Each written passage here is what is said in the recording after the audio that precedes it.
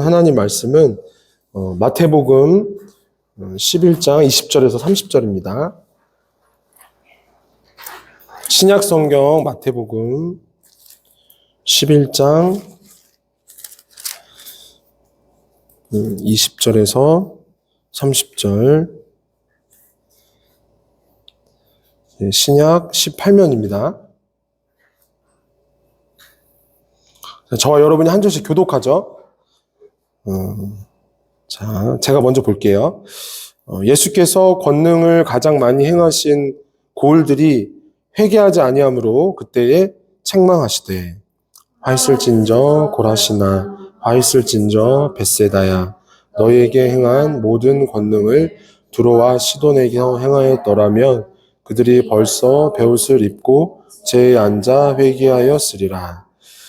내가 너희에게 이르노니 심판날에 두로와 시돈이 너희보다 견디기 쉬우리라. 가버나움아, 내가 하늘에까지 높아지겠느냐? 음부에까지 낮아지리라. 내가 행한 모든 권능을 소돔에서 행하였더라면 그 성이 오늘까지 있었으리라. 내가 너희에게 이르노니 심판날에 소돔 땅이 너보다 견디기 쉬우리라 하시니라. 그때 예수께서 대답하여 이르시되, 천지의 주제이신 아버지여, 이것을 지혜롭고 슬기 있는 자들에게는 숨기시고 어린아이들에게는 나타내심을 감사하나이다. 옳소이다. 이렇게 된 것이 아버지의 뜻이니이다. 내 아버지께서 모든 것을 내게 주셨으니 아버지 외에는 아들을 아는 자가 없고 아들과 또 아들의 소원대로 계시를 받는 자 외에는 아버지를 아는 자가 없느니라. 수고하고 무거운 짐진 자들아, 다 내게로 오라. 내가 너희를 쉬게 하리라. 나는 마음이 온유하고 겸손하니 나의 멍에를 메고 내게 배우라. 그리하면 너희 마음이 쉼을 얻으리니 이는 내 멍에는 쉽고 내 짐은 가벼움이라 하시니라. 아멘.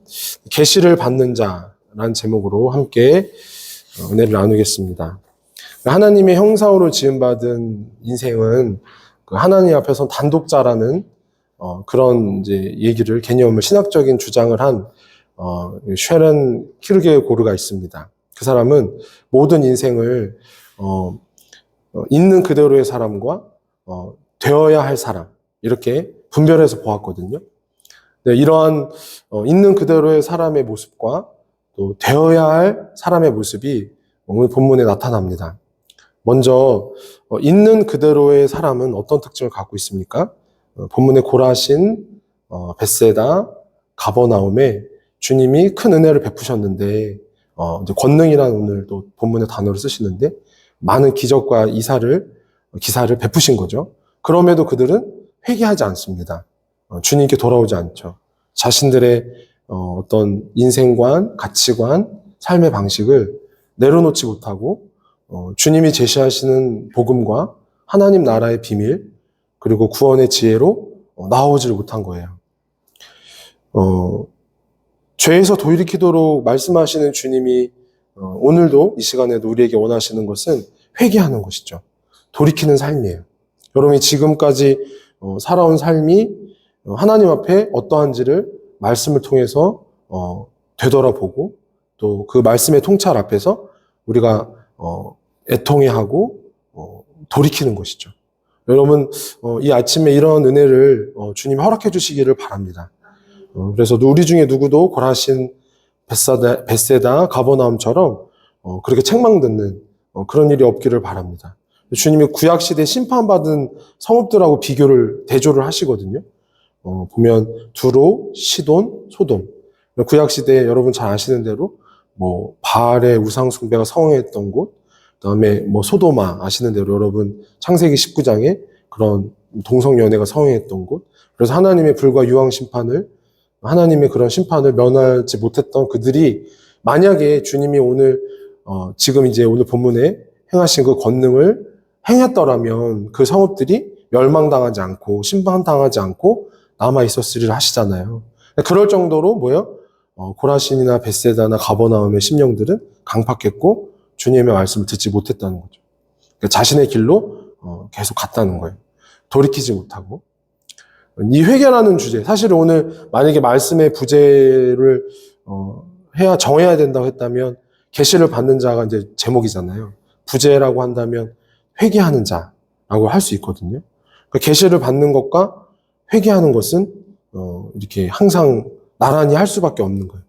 계시를 받아서 하나님의 그 지혜와 빛을 받아서 우리가 하나님 앞에 하나님의 형상과 모양으로서 혹은 하나님의 자녀로서 합당하지 못한 것들을 이렇게 드러내 주시는 거거든요. 그리고 또 하나님께 또 적극적으로는 하나님께 우리가 어떤 존재로 나아가야 할지를 깨우쳐 주시는 것이기 때문에 그렇게 적극적으로 나아가야 하는데 그러지 못하는 것들을 주님 앞에 내려놓는 거예요. 그게 회개의 삶이거든요. C.S. 루이스는 순전한 기독교에서 회개를 이렇게 정의했어요. 한번 우리 그 인용자료 첫 번째 같이 한번 참조해서 읽어볼게요. 시작. 회개는 장난삼아 할 수 있는 일이 결코 아닙니다.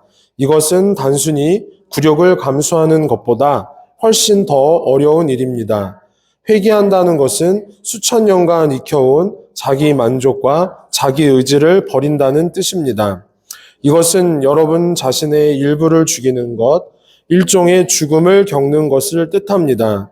이 문제에서 하나님이 우리를 도우신다는 것은 그분 자신을 우리에게 조금 넣어주신다는 뜻입니다. 그러니까 우리를 회개케 하기 위해서 주님께 돌아오도록 하는 이 일을 성취하기 위해서 하나님이 행하신 일, 하나님의 큰 일은 무엇이죠? 바로 하나뿐인 아들 예수님을 이 땅에 보내주신 거죠. 사람으로 성육신 하셔서 오게 해주신 거예요. 그러므로 누구든지 이 예수를 믿는 자마다 계시를 받는 자로서 회개의 자리로 나아가는 거예요. 근데 이제 벳세다나 고라신이나 가버나움이 그러한 심령이 되지 못했던 거는 그 누가복음에 보면 예수님이 이제 구속을 이루신 다음에 엠마오로 내려가는 제자들이 있었거든요. 이 사건을 좀 통해서 한번 더 좀 세심하게 살펴볼게요. 그 누가복음 24장 13절 17절에 보면 두 번째 인용자료 순서 한번 읽어볼게요. 시작. 그날에 그들 중 둘이 예루살렘에서 25리 되는 엠마오라 하는 마을로 가면서 이 모든 된 일을 서로 이야기하더라. 그들이 서로 이야기하며 문의할 때에 예수께서 가까이 이르러 그들과 동행하시나 그들의 눈이 가리워져서 그인 줄 알아보지 못하거늘 예수께서 이르시되 너희가 길 가면서 서로 주고받고 하는 이야기가 무엇이냐 하시니 두 사람이 슬픈 빛을 띠고 머물러 서더라. 아멘. 보면은 사실은 예수님은 이미 이 고난받으시기 전에 이 사건이 당신이 이제 대제사장들과 장로들의 손에, 백성의 장로들의 손에 붙잡혀서 갈보리의 십자가에 달려 죽으신 사건을 예언하시면서 이것은 사실 너희를 위해 흘리는 피다. 이렇게 말씀하시거든요. 그 제자들과 이제 유월절 만찬을 하시면서 그런 이제 예언의 성취, 모든 모세와 선지자들이 예언하고 대망했던 일의 성취로 말씀을 하십니다. 그리고 사도들에게만 아니라 예수님을 따르는 이들에게도 사실 이런 가이사랴 빌립보에서도 그러셨고 이 복음, 십자가 사건, 당신의 죽으심을 충분히 이렇게 강해하시고 가르쳐 주셨어요. 근데 이제 엠마오로 낙심해서 슬픈 빛을 띠고 내려가는 이분들은 뭐예요? 예수님이 하신 그 말씀을 기억하지 못하고 자신의 이해의 틀 안에서 온전하게 해석을 못한 거예요. 이게 무슨 뜻일까 하며 그냥 낙심하고 절망만 했던 거죠. 사랑하는 성도 여러분, 예수님의 죽으심이라는 이 사건을 우리가 그냥 우리 이해로만 보면 낙심하고 절망하고 슬픈 일일 뿐이죠. 그런데 모세와 선지자들과 또 예수님이 친히 이 땅에 사람으로 오셔서 성취하신 일을 가르쳐 주시고 말씀해 주시는 것을 믿음으로 받을 때 그것은 낙심되고 슬프고 절망할 일이 아니라 우리의 구원의 소망이 되는 일인 줄 믿습니다. 즉 우리가 보는 관점, 우리가 이해하는 그 틀 안에서 복음이나 하나님의 일을 접근하려고 하면 안 된다는 거죠. 그것을 내려놓고 계시를 받는다는 건 사실 그런 의미예요. 계시를 받는 자, 계시를 받는다는 것은 우리가 하나님의 모양, 하나님의 형상이잖아요. 사고하고, 뭔가 이해하고, 또 판단하고, 또 결정하고, 이런 기능들이 사실 어떻게 보면은 하나님이 우리의 원형이심으로 나타내 보여주시는 것에서 사실 굉장히 중요한 특질이잖아요. 다시 말씀드려요.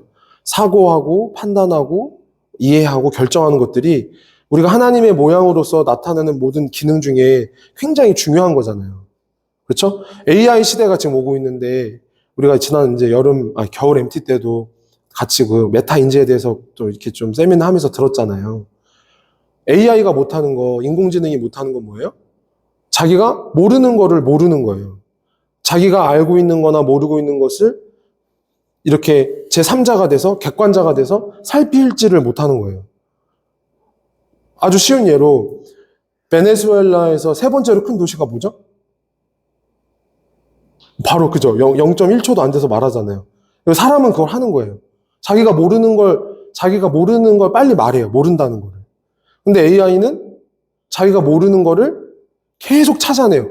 내가 이걸 모른다고? 내가 이걸 모른다고? 어디서 계속 찾고 하다가 이게 뭐 얼마의 막 장시간이 걸려서 결국에는 뭐 이렇게 답을 도출한다든지.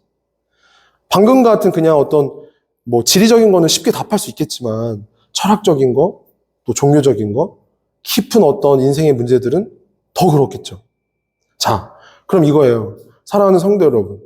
우리가 그렇게 유한하고, 하나님 보실 때 그렇게 하나님의 모양일 뿐이라는 것을 받아들일 때, 그것을 인정할 때, 믿음으로 시인할 때, 어떤 변화가 일어나겠어요?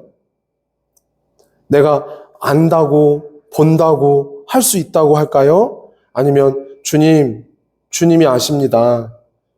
주님을 의지합니다. 이런 존재로 나아갈까요? 이렇게 변화될까요? 키르케고르가 했던 있는 그대로의 사람과 되어야 할 사람의 사실 극명한 차이점은 그거라는 거예요. 내가 감각하고 이해하고 사고하고 판단할 수 있다고 해서 다 내가 그렇게 내 마음대로 할 수 있다라고 여기는 거는 뭐예요? 그건 교만이고 착각이고 어떻게 보면 하나님 앞에 크게 회개해야 할 죄인 거죠. 죄된 모습이라는 거죠. 있는 그대로의 모습은, 있는 그대로의 사람은 이 문제를 뭐예요? 살피지를 못한다는 거예요. 내가 스스로 안다고 생각하고, 잘한다고 생각하고, 혹은 뭐 괜찮고 문제 없다라고 계속 그런 자의식과 타협을 한다는 거예요. 잘못된.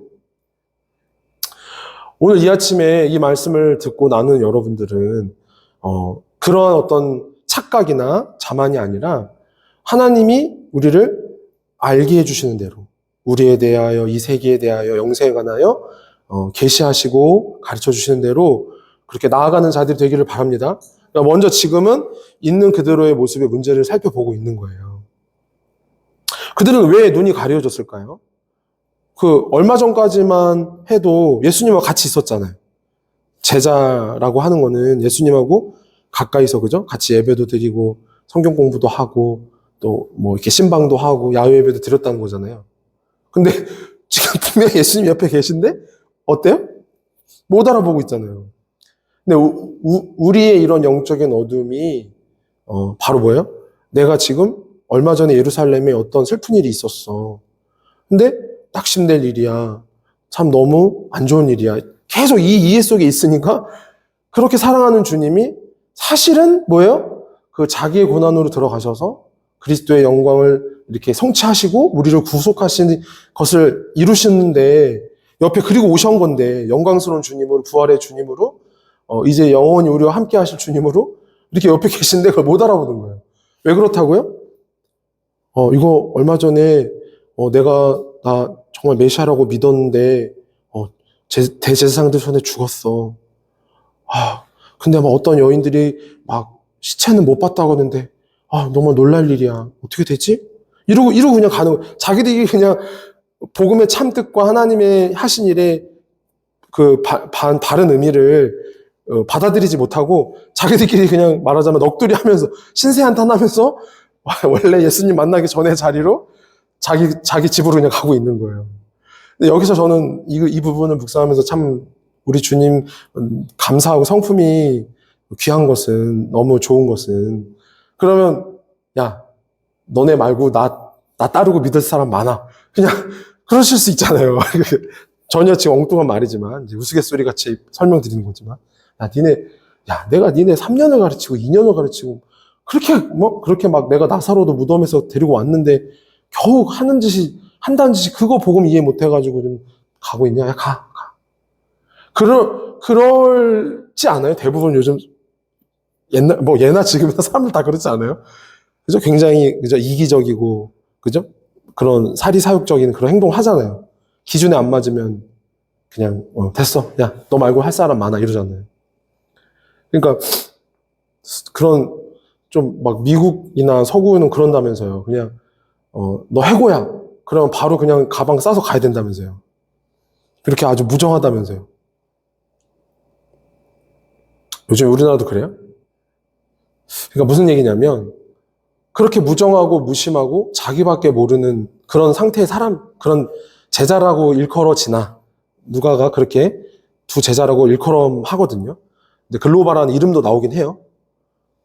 근데 그런 어떻게 보면은 참 볼품없고 참 의리 없고 말하자면 참 이기적이고 그냥 그렇게 훈련받고 은혜 받았는데도 그냥 자기 마음대로 하는 걔네들 그 친구들 내버려도 되는데 찾아가시잖아요. 할렐루야. 이게 바로 구원의 주님이고 또 은혜의 주님인 거죠. 그러니까 이 주님을 여러분이 끝까지 붙드시길 바래요. 그러니까 자기 이해에서 내가 하고자 하는 내 이해와 내 관념 속에서 벗어나도록 도와주시는, 끝까지 도와주시고 채근하시고 바로잡아주시는 이 목자의 음성에 여러분 마음을 여시기를 바랍니다. 이렇게 갇혀 있으시면 안 된다. 이제 아시겠죠? 왜 자기 눈이 멀어져서 그렇게 얼마 전까지 가까이 계신 주님을 오보다라 봤는지. 그냥 관계가 아닌 거예요. 그냥 스승과 제자의 관계, 그냥 목자와 양의 관계, 그런 관계가 아니라고요. 그리스도의 생명으로 연합되어져서 오늘 우리 같이 이제 묵상하고 있는 본문 요한복음 15장 오늘 보면 뭐예요? 나는 참 포도나무요 내 아버지는 농부라.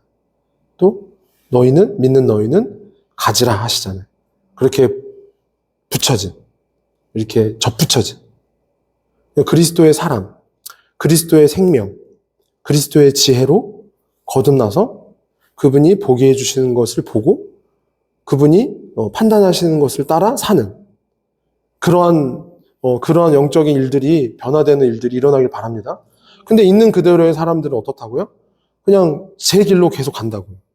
듣지 않고 내 이해와 어떤 고집과 관념 속에 갇혀서 그냥 주님 만나기 전의 자리로 내가 그러고 싶은 대로 한다는 거죠.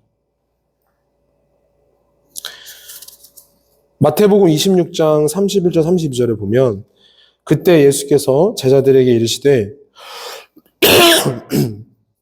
미안합니다. 오늘 밤에 너희가 다 나를 버리리라. 기록된 바 내가 목자를 치리니 양의 떼가 흩어지리라 하였느니라. 한번 따라 보실까요? 그러나 내가 살아난 후에 너희보다 먼저 갈릴리로 가리라. 할렐루야. 그러니까 이미 뭐예요? 갈보리 십자가 사건, 우리를 위해 죽으시고 부활하신 이 일이 있기 전에 이미 예언하셨어요. 당신이 뭐예요? 나는 이제 죽을 텐데 다시 살아날 거고 너희보다 먼저 갈릴리에 있으리라. 할렐루야. 그러면 부활의 주님, 우리의 모든 죄를 속량하셔서 그 죄값을 치러주시는 그 권능의 주님을 올바르게 듣고 믿음으로 이해하고 내 주관이나 내 관념 속에 내 틀 속에 갇혀 있는 게 아니라 그렇게 그 말씀에 따라 마음을 열고 그 길로 나아가야 할 줄 믿습니다. 근데 그분들은 이제 엠마오로 가는 분들은 그러지 못했다는 거죠. 누가복음 24장 25절 27절 볼까요? 그 길 잃은 제자들에게 오셔서 주님 뭐라고 말씀하세요? 그 세 번째 인용 자료 순서 한번 읽어볼게요. 시작. 이르시되 미련하고 선지자들이 말한 것을 마음에 더디 믿는 자들이여 그리스도가 이런 고난을 받고 자기의 영광에 들어가야 할 것이 아니냐 하시고 이에 모세와 모든 선지자의 글로 시작하여 모든 성경에 쓴 바 자기에 관한 것을 자세히 설명하시니라. 아멘. 그러니까 주님이 나는 너희와 3년 동안 있었던 그리스도야. 너희가 메시아라고 그렇게 믿고 따랐던 나야, 예수야. 이렇게 말씀하신 게 아니라 뭐라고 말씀하세요? 모세와 선지자의 그 글을, 메시지를 가르치시죠. 할렐루야. 그러니까 무슨 얘기냐면 계시를 구약에 하나님께서 그 이스라엘 백성에게 모세를 통해서 그 약속을 이렇게 이루어갈 거라고 하시면서 역사 속에서 일해오신 주님이 하나님의 아들을 보내주심으로 온전히 이 약속을 성취하셨다라는 것을 쭉 설명하신 거예요. 할렐루야. 그러니까 예수님은 갑자기 이렇게 오신 분이 아니라 이스라엘 민족, 아브라함을 기원으로 하고 아브라함을 처음 부르신 이후에, 그죠? 창세기 12장에 쭉 그 한 사람이 한 나라 민족을 이루고 출애굽이라는 이제 놀라운 구속의 사건을 통해서 이제 가나안에 정착되고 모든 왕들과, 물론 그 왕들 속에 이제 많은 패역함이 있어서 이방 나라에 또 다시 이제 바벨론의 유수도 겪고 하면서 계속 이제 이 모든 하나님의 구원의 일을 이 민족만이 아니라, 이 한 선민만이 아니라 모든 열방을 하나님께로 이끌 놀라운 구원 계획을 계속 말씀해 오셨던 거예요. 그 일을 예수님이 성취하러 오셨다. 그리고 성취했다. 라고 그 엠마오로 가는 두 제자에게 모세의 글과 선지자의 예언을 가르치신 거예요. 할렐루야. 이렇듯 하나님의 이 구원의 이 사건은 어떤 일시적이거나 어떤 단발적인 것이 아니라 한 이스라엘의 민족, 아브라함을 기원으로 하는 한 이스라엘의 민족의 역사 속에서 지속적으로 하나님이 선지자들을 통하여 예언하신 일을 이루신 거예요. 믿으십니까?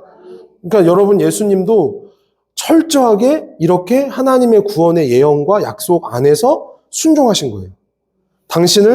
당신이 그 영광이 동등되심에도 불구하고, 하나님과 본체이시며 그 영광이 동등됨에도 불구하고 모든 모세와 선지자들의 예언을 이루기 위해 아버지의 뜻에 순종하도록 당신을 내어드린 거예요. 산 제물로 내어드린 거예요.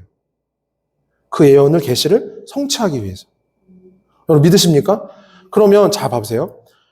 우리가 한 개인의 우리도 보면 그냥 내가 이 세상에 태어나고 싶어서 태어난 게 아니라 부모와 또 그 선대와 또 선대 쭉 이렇게 찾아 올라가잖아요. 그렇죠? 물론 우리 이제 성경적으로 말하면 이제 아담에까지 올라가잖아요.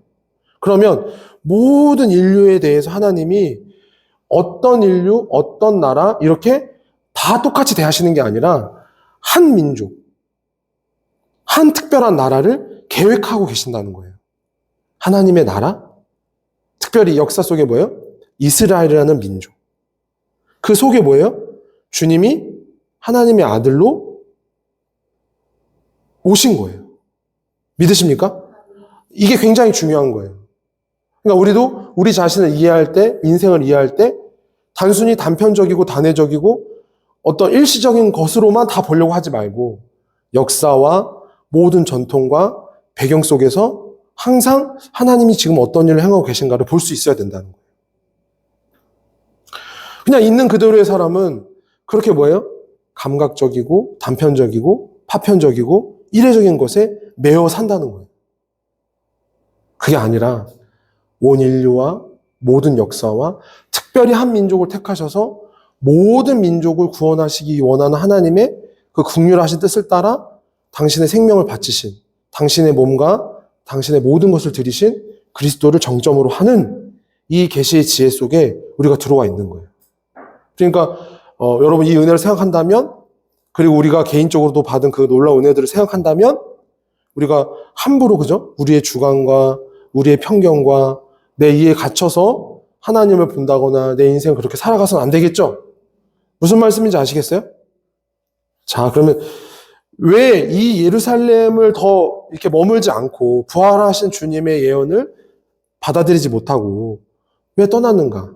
한 번 더 살펴볼게요.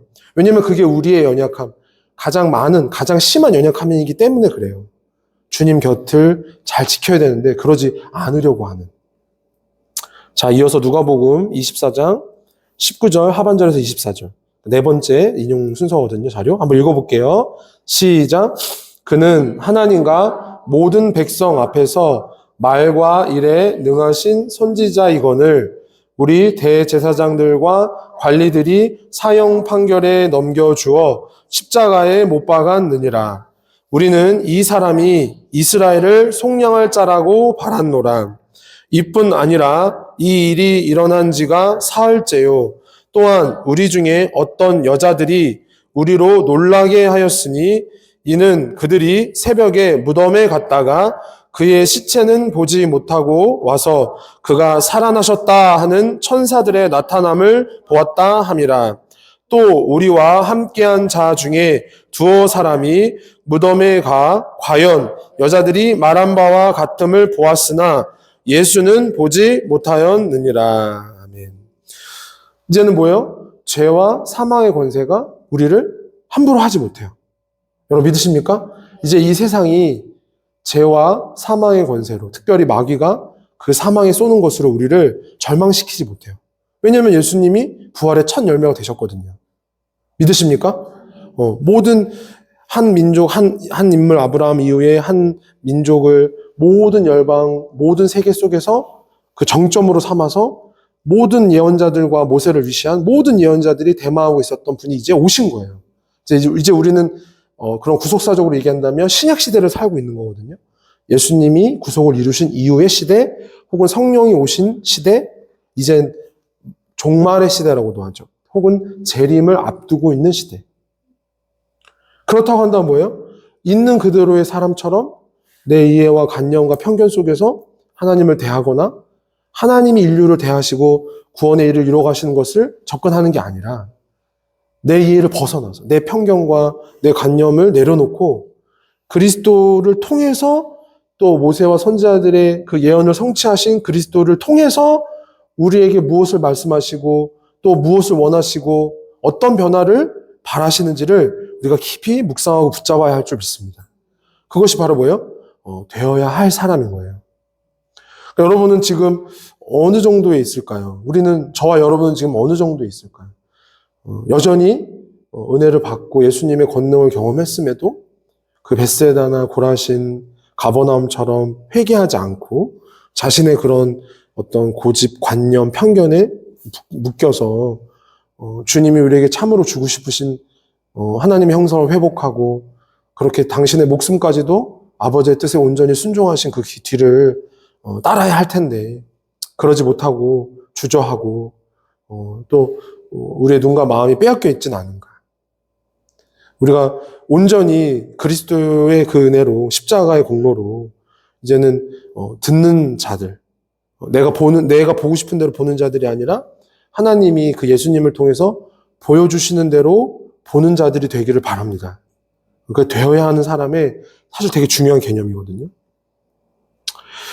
그 요한복음 9장과 요한복음 10장을 보면 전에도 제가 한번 몇 차례 설명드린 적이 있는데 나면서부터 맹인된 자를 고치신 장이 9장이에요. 그리고 10장은 뭐예요? 나는 양의 문이니 또 나는 선한 목자라 이렇게 하신 말씀이 있는 순서거든요. 우리가 나면서부터 맹인이 되었다라는 것은 어떤 개인의 문제, 질병, 물론 예수님은 그 사건을 하나님의 영광을 위한 일이라고 소개하셨지만 우리가 있는 그대로의 그런 모습, 죄를 사랑하고 세상을 사랑하고 내 편견과 어떤 아집에 묶여서 하나님의 큰 일, 예수님을 보내주셔서 우리가 새로운 피조물로서 나아가는 그 놀라운 계획을 이렇게 담재하지 못하고 깨닫지 못하는 그런 삶을 내버리도록 주님이 우리 눈을 열어주신 거거든요. 여러분 믿으십니까? 주님이 우리를 이렇게 진흙에 이겨서 그분을 도와주신 것처럼 진흙을 이겨서 이렇게 침에 개어서 두 눈에 이렇게 붙여주시고 뭐예요? 가서 실로암에 가서 씻으라. 네 눈을 씻으라. 보냄받았다라는 그 뜻의 그 못에 가서 씻으라. 그랬더니 어떻게 돼요? 그분이? 눈이 열려졌죠. 할렐루야. 그것처럼 주님이 우리를 고쳐주셔서 보게 된 거예요. 그러면 이제 여기서 이제 되어야 할 사람으로 우리가 나아가기 위해서 이제 어떤 침착함이 필요하냐면, 어떤 신중함이 필요하냐면, 우리는 원래 본 자들이었어요? 보지 못한 자들이었어요? 우리는 원래 하나님 뜻대로 이렇게 가는 자들이었어요? 아니면 내 뜻대로 가는 자들이었어요? 그렇죠. 그러면 그것을 예수님이 오셔서, 그죠? 예수님이 그 모든 구약의 선지자들과 그 모든 예언을 성취하신 분으로, 계시를 성취하신 분으로 우리 가운데 오셔서 우리 눈을 열어주셨잖아요. 그분을 믿음으로 우리 눈이 열렸잖아요. 할렐루야. 하나님이 누구신지, 인생은 어떤 존재인지, 또 그분을 위해 우리가 어떤 삶을 살아야 하는지, 이 세상을 향한 하나님이 우리를 보내주신 뜻이 무엇인지, 복음 안에서 우리가 어떤 삶을 살고 또 어떠한 사명감이 있어야 하는지를 계속 가르쳐 주시고 인도해 주시잖아요. 할렐루야. 그러면 이제 여기서 우리가 보여주셨으니까 나 보게 됐어 하고 막 내가 본대로 살아야 돼요. 더 그전에 내 습관대로 내가 이제 그전에는 제대로 보지 못해서 막 이 정도밖에 내 맘대로 못 살았는데 이제는 보게 됐으니까 이만큼 내 맘대로 살아야지. 이래야 돼요? 이래야 돼요? 여기서 신중함이 필요하신다는 거예요. 보통의 성도들 다 여기서 다 10중 8구 다 여기서 멈추거든요. 나는 원래 못 봤던 사람이에요. Was blind, but now see. 그죠? 존 뉴턴, 아이작 뉴턴. 그죠? 노예상이었다가 예수님 만나서 회개하고, 어메이징 그레이스, 노래를 지은 분이잖아요. Was blind. 나는 전에 못 봤습니다. 근데 그분이 진짜 못 봤어요? 아니에요. 노예 상인이었어요. 거부였고, 그런, 소유가 많았던 분이에요. 근데 뭐라고 표현해요? 예수님 만난 이후에? 그 전에 삶은? 보지 못했던 삶입니다. 그러나 지금은 예수님 만난 이후에는 보게 되었습니다. 그러면 아까 제가 말씀드린 대로 요한복음 9장과 10장의 상관성처럼 뭐라고 표현하신다고 10장의 당신을? 나는 양의 문이라. 나는 선한 목자라. 할렐루야. 그럼 그 뜻은 뭐예요? 보게 되었으니 내가 이거 본대로 내 맘대로 더 그렇게 살아야 되는 거예요? 아니면 보게 해주신 분을 따라 살아야 된다는 얘기예요. 어려워요? 자, 다시 여기서 되게 신중하셔야 되고, 여기에 여러분의 어떤 기도와 간구가 모여져 있어야 돼요. 자, 그 전에 우리가 노예 상인이었던 그분처럼 막 살았단 말이에요. 말하자면, 탐욕과 정욕을 따라서. 근데 예수님이 나를 만나주셔서, 할렐루야. 낙심해서 엠마오로 가는 그 제자들에게 찾아오신 것처럼 우리에게 와주셔서, 우리에게 말씀하셔서 보게 되었어요.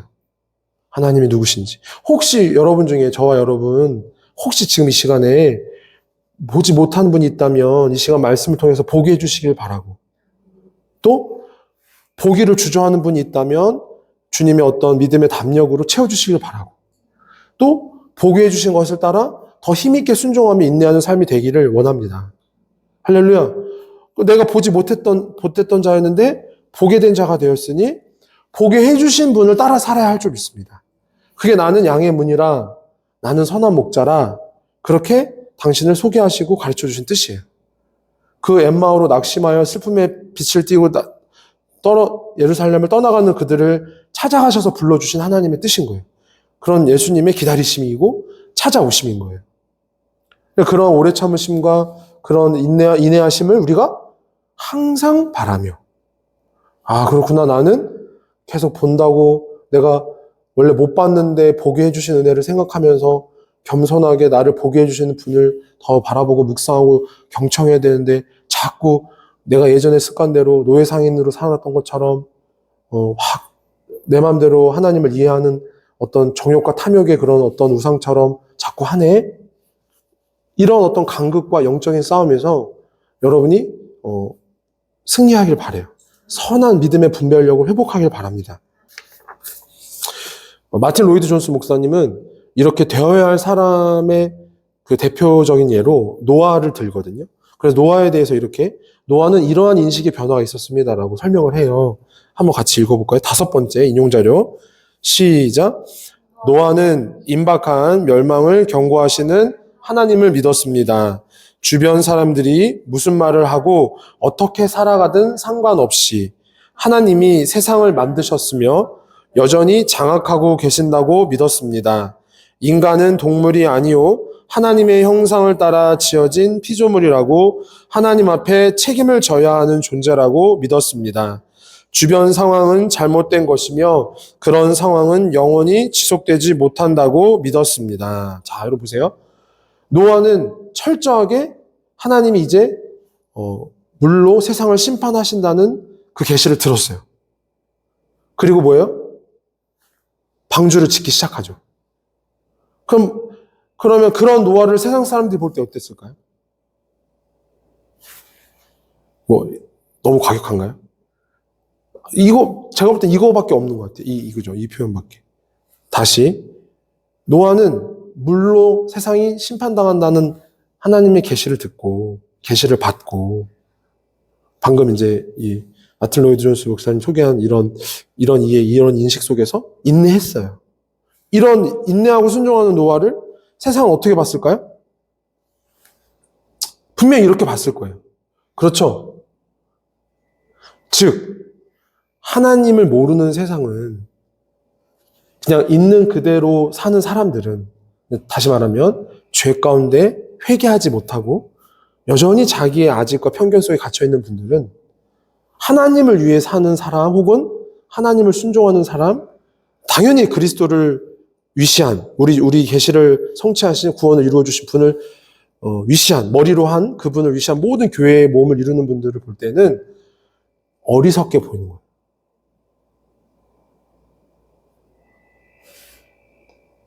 우리도 이제는 봐봐요. 그러면 이제 우리는 그렇게 계시를 받음으로 회개해서 내가 지난 옛삶, 내 마음대로 내 편견과 아집에 치우쳐 살았던 것을 철저하게 내려놓으며 사는, 아직도 물론 내려놓아야 될 게 많고 더 내려놔야 될 것들이 있지만 그렇게 내려놓아 주시도록 구하며 고쳐주시기를 구하며 사는 우리들은 이제 뭐예요?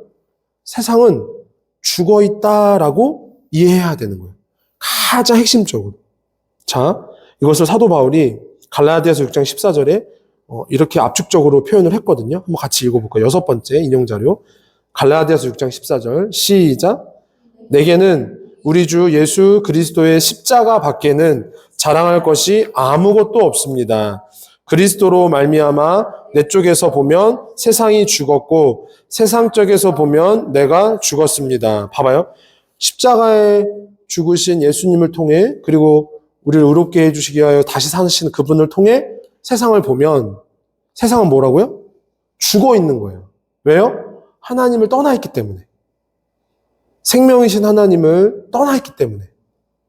그렇게 이제 우리는 우리의 그런 잘못된, 우리가 아까 말씀드린 대로 보게 해주신 분을 위해서 절제하고 인내하고 자기를 부인하며 사는 이 부르심 속에서 나아가야 하는데 여전히 옛 습관이나 내가 이전에 가지고 살았던 그런 아집들, 편견들에서 보게 됐네. 더 보게 됐네. 만물의 이치가 이렇구나. 하나님은 이런 분이구나. 그렇기 때문에 더 우리가 신중하고 침착하게 이거 나 원래 몰랐던 귀한 지혜인데, 생명의 지혜인데 보게 해주셨네. 알게 해주셨네. 그럼 보게 해주시고 알게 해주신 그리스도께 내 영혼을, 내 시간을, 내 물질을, 내 모든 거를 맡겨야지. 이렇게 돼야 하는, 이렇게 결론이 나오셔야 된다는 거예요. 할렐루야. 이거를 우리 일생의 신앙생활이라고 이렇게 전체로 표현해도 무방해요. 우리 이렇게 씨름하다가 주님 만나러 가는 거예요. 여전히 우리가 지난 시간에 나눴던 것처럼 마태복음 20장에 먼저 온 자들이 자꾸 어떻게 해요? 포도원에, 원래 자기들도 원래 포도원에 들어오기 전에 놀고 서 있었으면서 자기도 우리 20장 봤잖아요. 20절 3, 4절 이하에 보면 자기들도 원래 포도원에 먼저 온 자들이라고는 명명되어 있지만 사실은 주인이 불러주셨기 때문에, 주인이 불러주기 전에는 이분들도 다 어떤 사람들이었어요? 이분들도 어떤 사람들이었어요? 놀고 서 있는 자들이었어요. 포도원 밖에서. 주님이 불러주셨기 때문에 포도원 안에서 주님을 위해 살 수 있게 된 거예요. 할렐루야. 근데 나중 온 사람들에 대해서, 그리고 이 포도원의 주인께 우리가 그들이 그 먼저자들처럼 함부로 말하거나 내 아집이나 내 편견을 갖고 그렇게 대하거나 말하면 되겠어요? 아니죠.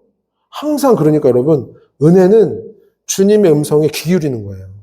내 말을 하는 게 아니라, 내 의견을 주장하는 게 아니라 주님이 어떻게 말씀하시고 또 어떻게 지켜보시는지를 기다리고 묵상하는 거예요. 믿으십니까? 우리는 평생에 그렇게 해야 되는 거예요. 왜냐면 아까 제가 지금 거듭 3차 말씀드리지만 난 원래 보지 못했어. 이 세상이 어떻게 만들어졌고 이 세상의 주인이 누구이고 나는 그 가운데서 어떤 삶을 살아야 되는지를 몰랐어. 그렇죠? 예수님을 만나기 전에 그랬잖아요. 근데 예수님을 만나서 하나님이 누구신지, 이 세상의 주인이 누구신지, 나는 그분 앞에 어떤 삶이 되어야 하는지를 알게 해주셨어. 알아가고 있어. 아까 우리 찬미한 대로. 다 알 수 없어도 나 알아가리라. 다 닮지 못해도 나 닮아가리라. 그러고 있단 말이에요. 이게 우리 평생의 신앙생활일 수 있단 말이에요. 근데 여기서 여러분 침착하고 조심해야 되는 게 뭐라고요? 보여주신 분이 계시니, 내 눈을 열어주신 분이 계시니, 예수님을 온전히 따라야지. 그분의 음성이 날마다 귀 기울여야지. 할렐루야. 그런 복된 심령이 되기를 바랍니다. 그리고 이제 결론이에요. 그분을 통해서 나를 위해 죽으시고 부활하신 그분을 통해서 세상을 보니, 이제는 뭐예요? 그분을 통해서만 세상을 볼 때, 어떤 거예요? 세상은 지금 어떻다고요? 죽어 있다고요. 왜? 하나님하고 떠나 있으니까. 그러니까 사도 바울이 그 옥중서신 중에 골로새서 뭐라 그래요? 그리스도의 남은 고난을 내 육체에 채우노라. 그게 바로 아까 그 설명드린 그거. 보지 못하였는데 보게 해주신 분을 따라 살려니 나를 부인하는 게 날마다 있어야 되잖아요. 그러한 고난. 그리고 뭐요? 세상은 지금 어떻다고요? 죽어 있어요. 예수님 밖에 있으니까. 하나님을 믿지 않으니까. 그러면 하나님을 믿는, 하나님 앞에선 단독자로서 지금 되어져야 하는 사람으로 그렇게 성령을 받아서 나아가고 있는 우리는 어떤 미션이 있는 거예요? 그 죽어있는 사람들, 죽어있는 세상 속에서 생명의 길로, 빛으로 나를 보게 해주시고 새롭게 해주신 분을 소개하고 나누는데 우리가 일생이 들여져야 한다는 거예요. 그게 그리스도의 남은 고난을 육체 채우노라 하신 교회의 부르심, 구원사역의 어떤 동참하는 부르심을 말씀하는 거예요. 여러분, 이 부르심에 작지만 우리를 불러주시고 오늘까지 인도해 주신 줄 믿습니다. 여러분, 있는 그대로의 사람이 되지 마시고 되어야 할 사람으로 정말 주님이 보여주신 대로 보게 해주신 대로 그 주님을 붙잡는 그 말씀께 온전히 사로잡힌 그런 복된 심령이 되기를 바랍니다. 우리 같이 기도해요. 노래하고 기도해요. 그 사랑 얼마나?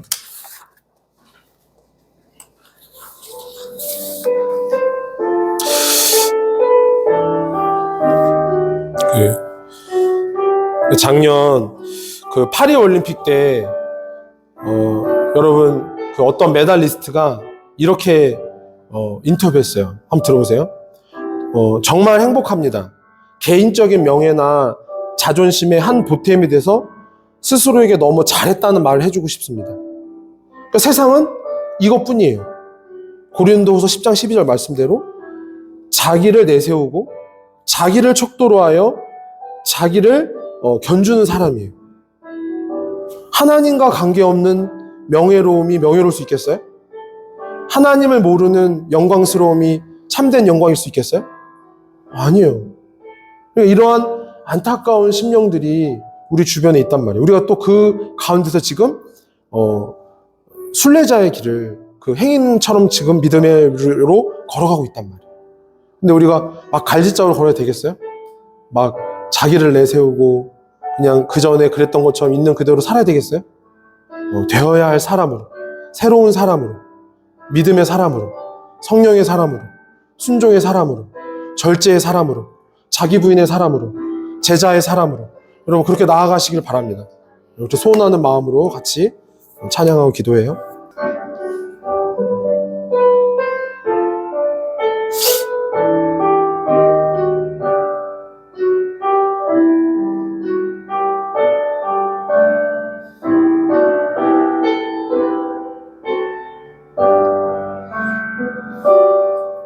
다 표현 못해도 나 표현하리라.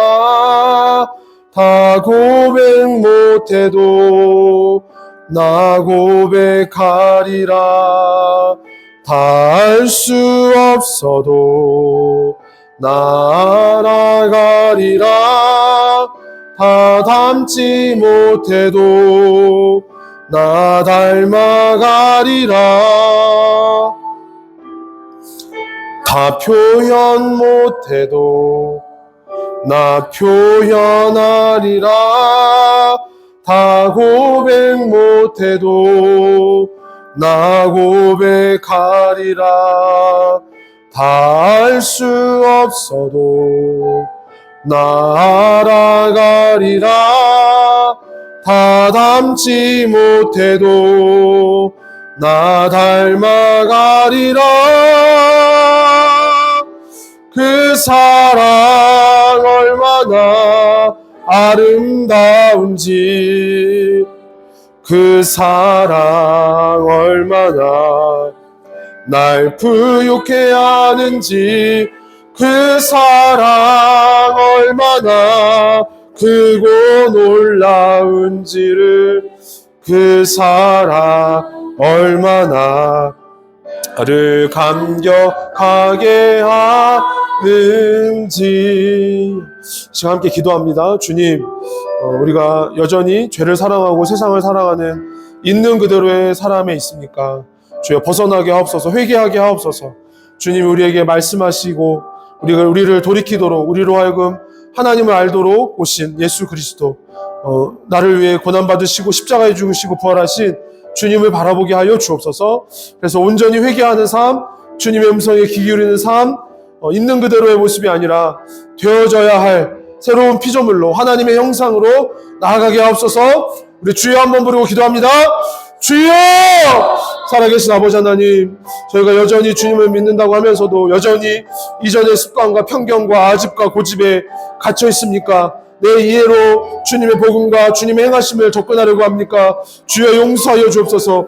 오직 성령과 믿음으로, 오직 말씀과 기도로 우리가 하나님의 감동을 따라, 믿음의 말씀을 따라 우리가 온전히 되어야 할 사람으로 나아갈 수 있도록, 새로운 피조물로, 그리스도의 제자로, 성령의 사람으로, 믿음의 사람으로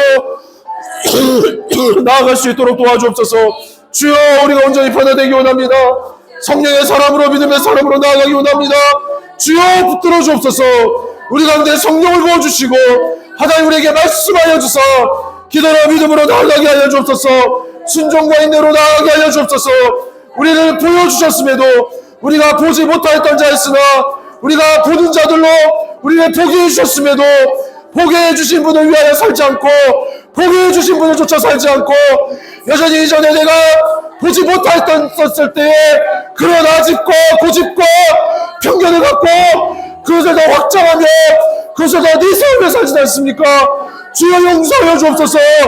철저하게 자기를 부인하고 주님의 뜻에 따라, 목자의 뜻에 따라 철저하게 내 시간을 드리고 내 물질을 드리고 내 모든 것을 드릴 수 있도록 주여 도와주시고, 주여 우리를 깨우쳐주시고 다스려 주옵소서.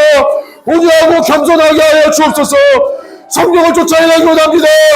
믿음의 말씀을 따라 인도하기 원합니다. 주여 변화시켜 주옵소서. 듣는 마음을 주옵소서. 계시를 받는 자가 되게 하옵소서. 회개하는 자가 되게 하옵소서. 성령으로 믿음의 말씀을 살기 원합니다. 온전히 돌이키며 아버지께 순종하며 절제하며 인내하는 삶이 될 수 있도록 주여 도와주시고 역사하여 주시옵소서. 이어서 구할 때 저희 모일 곳을 위해서 기도합니다. 저희는 현재까지 이렇게 한 달에 한 번 스튜디오에 모여서 빌려서 예배하는데, 앞으로 주님 우리가 어디서 어떻게 모여야 할지 우리의 마음을 인도하옵소서. 한마음 되게 하옵소서. 그리고 이제 다인승 차량을 준비하려고 하는데 그 과정 가운데 주님 순탄하게 하옵소서. 주님이 간섭해 주옵소서. 그리고 3월에 저희 같이 야외 예배 있고 또 5월에도 야외 예배 계획 중에 있는데 주님 함께 해달라고, 안전하게 해달라고, 무엇보다 저희가 이 모든 시간 모든 우리에게 어떤 진행되는 되어지는 또 계획하는 모든 것마다 우리가 한 마음이 되길 원합니다. 성령으로 한 마음 되기 원합니다. 분열하게 하고 자기를 내세우게 하는 모든 그러한 지난 습관들, 모습들이, 옛사람들이 철저하게 십자가에 못 박히게 해달라고, 오직 주님만을 높이는 저희들 되게 해달라고, 그 뜻의 그 모든 일들이 한 마음으로 이루어지게 해달라고 우리 함께 주여 한번 부르고 기도합니다. 주여! 살아계신 아버지 하나님, 저희가 이제 모일 곳을 예비하려고 합니다. 준비하려고 합니다. 아버지 하나님이여, 루디아와 같이 저희가 철저히 아버지 하나님 어떠한 자신의 일이 있지만 그 강가에서 기도하는 사도를 보고 자신의 집과 자신의 모든 것을 내어드려 주님의 집을, 그 빌립보의 유럽에 처음 하나님의 집을 세운 것처럼 저희들 그렇게 쓰임받기 원합니다. 저희 작고 부족하고 연약하지만 주여 성령의 불을 허락하옵소서. 성령의 불을 허락하옵소서. 성령의 감화와 감동으로, 그러므로 우리가 모든 준비되어지는 일마다 하나님의 지혜로, 하나님의 능력으로 하게 하옵소서. 또한 저희가 다인승 찬양을 준비하려고 합니다.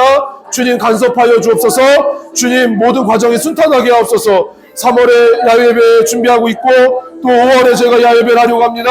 주님 시간 은혜 주시고 악한 마귀 틈타지 않게 하시고 한마음 되게 하옵소서. 그러한 시간마다 저희가 함께 하신 하나님 아버지 하나님 주장하여 주옵소서. 성령으로 역사하여 주옵소서. 한마음 되게 하옵소서. 주여 모든 일에 주님이 머리가 되어주시고 그러한 모든 섬김을 감당할 때마다 자기를 내세우고 자랑하고 세상의 것에 취한 것이 아니라 성령을 쫓아 한마음 되게 하옵소서. 한마음으로 헌신하며 수고하며 그렇게 인내할 수 있도록 주여 도와주시고 역사하여 주시옵소서. 주님 도와주시옵소서. 도와주시옵소서. 우리 마지막으로 한 번 더 기도할 때 나라와 민족을 위해 기도합니다. 나라가 혼란한 가운데 있습니다. 대통령의 그런 탄핵 그런 상황 가운데 있습니다. 어떻게 결론이 날지 주님이 아시는데 주님 인도해 주시고 잘 다스려 주시옵소서. 주님 다스려 주옵소서. 위정자들과 또 모든 그 산부 요인들 그리고 또 무엇보다 교회 지도자들이 깨어서 기도하고 정말 하나님의 방법으로 하나님의 지혜로 우리가 하나님을 인정하며 하나님 해결해 주시도록 하나님께 더 우리가 엎드리고 회개할 수 있도록 나라를 하나님 불쌍하게 달라고 이런 모든 혼란이 속히 종식되고 주님의 다스리는 나라 또 복음의 그 복음을 나누는 때 앞장서는 그런 나라로 회복시켜 달라고 주여 한번 부르고 나라와 민족을 한 번 더 기도합니다. 주여! 살아계신 아버지 하나님, 이 나라 이 민족을 불쌍히 주시옵소서. 주님께서 이 나라 이 민족을 사랑하셔서 아버지 100여 년 전에 복음을 허락해 주시고 성령으로 일하게 하셨는데 주님 혼란한 가운데 있습니다. 나라가 어려운 가운데 있습니다. 주님 대통령 탄핵 사태 가운데 있습니다. 주님 이것이 어떻게 결론이 날지 어떻게 하나님께서 인도하실지 알지 못하지만 주님이 인도하여 주옵소서. 우리가 마치 답을 아는 것처럼 우리가 그렇게 되어야 하는 것처럼 말하지 않게 하여 주시고 오직 성령을 따라 행할 수 있도록 믿음으로 말할 수 있도록 역사와 모든 인류의 주관자 되신 하나님께 아버지께서 아브라함을 택하시고 이스라엘에게 특별히 계시하시고 그 민족 안에 예수님을 보내신 것처럼 모든 민족을 어떠한 나라를 특별하게 경륜하시고 그렇게 세상 가운데 하나님의 일을 이루어가신 분임을 알고 우리가 함부로 하나님의 일을 말하지 않게 하여 주시고 세상 일을 말하면서 하나님의 일인 것처럼 함부로 아버지의 살인사에게 치우쳐 있으면서 하나님을 말하지 않도록 도와주시고 우리가 먼저 회개하고 우리가 먼저 돌이키고 우리가 먼저 말씀 앞에 바로 설 수 있도록 주여 도와주옵소서. 있는 그대로의 사람이 아니라 되어야 할 사람으로 성령의 사람으로 믿음의 사람으로 순종의 사람으로 나아갈 수 있도록 주여 변화시켜 주시옵소서. 성령으로 역사하여 주시옵소서. 주님 도와주시고 고쳐주시옵소서. 살아계신 아버지 하나님, 키르케고르가 있는 그대로의 사람과 되어야 할 사람 그렇게 분별했을 때 오늘 벳세다와 고라신과 가버나움이 있는 그대로의 모습으로 주님의 은혜와 권능을 체험했음에도 회개하지 않는 것을 봅니다. 주님, 우리가 세상을 사랑하고 자기를 사랑하고 그렇게 죄 가운데 빠져 있을 때 우리를 건져주셔서 보게 해주셨으니 되어야 할 사람으로 순종의 사람으로 절제의 사람으로 성령의 사람으로 그리스도의 제자로 온전히 나아갈 수 있도록 도와주시옵소서. 주님, 저희가 모여야 할 처소를 주님께 맡깁니다. 주님이 보여주시고 또 인도하시고 저희가 그것에 따라 온전히 헌신할 수 있도록 도와주시옵소서. 다인승 차량을 준비할 때 간섭해 주셔서 주님 복되게 해주시고 우리의 교제가 더 윤택해지고 또 잃어버린 영혼을 찾는 데 쓰임받는 또 그런 도구가 되게 하여 주옵소서. 나라와 민족을 위해 기도합니다. 이 나라가 주님을 바로 알고 하나님을 두려워하게 하옵소서. 위정자들과 법 잡은 자들이 사리사욕과 당리당략을 따라 정하는 것이 아니라 하나님을 두려워할 수 있도록 도와주시옵소서. 3월과 5월에 저희 야외 예배 가운데 함께 하셔서 안전하게 해주시고 성령으로 한마음 되도록 도와주시옵소서. 주 예수 그리스도의 은혜와 하나님의 사랑과 성령의 교통하심이 사랑하는 너희 심령과 함께 있을지어다. 아멘.